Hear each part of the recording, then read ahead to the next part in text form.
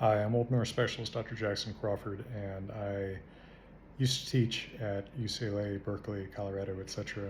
I now make YouTube videos about the Old Norse subjects that I formerly taught, and there's been some discourse today about this candidate for office in Maine who had a obviously bad tattoo, a SS symbol, whatever exactly the story is behind him getting it. He decided to cover it up, and the story is, and it's not pleasant to just show a picture of someone's naked chest on here, so you can find it if you want, but the story is that the cover-up tattoo is Fenrir devouring the world. Now, I am not aware of any depictions of Fenrir in Viking Age or medieval art sources. Maybe Fenrir is on the Ledbury stone.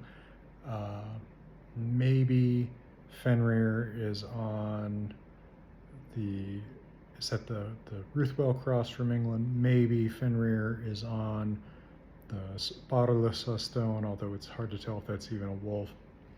But notice none of this really looks like anything, any of those possible Fenrirs don't really look like anything that people get tattooed today. The iconography of quote-unquote Norse tattoos that people get today really has nothing to do with Viking Age and medieval sources for the most part.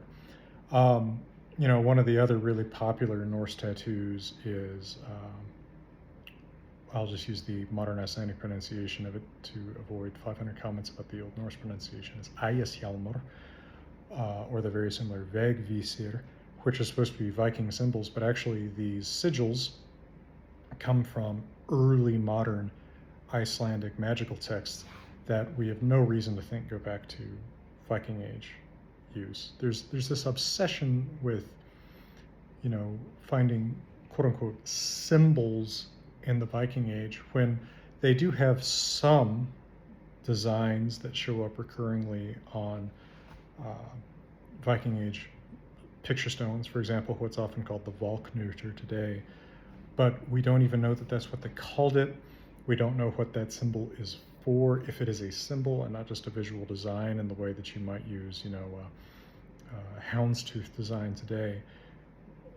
We are very well informed about the stories of Norse mythology, but we don't have much of a surviving pre-Christian iconography for it.